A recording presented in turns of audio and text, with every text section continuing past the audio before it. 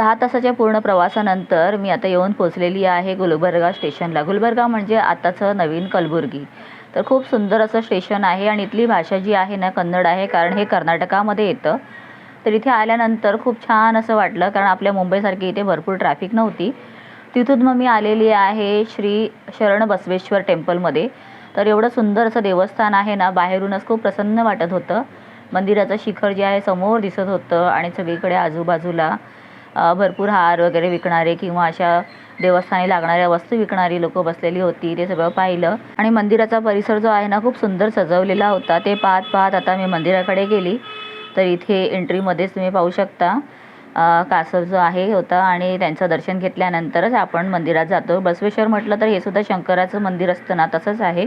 तर आतला परिसरसुद्धा पाहू शकता, खूप छान आहे आणि पूर्ण ना दगडाने बनलेला आहे. तर याचा पुढचा येणारा व्लॉग पाहण्यासाठी सबस्क्राईब करा. भेटूया पुन्हा. बाय.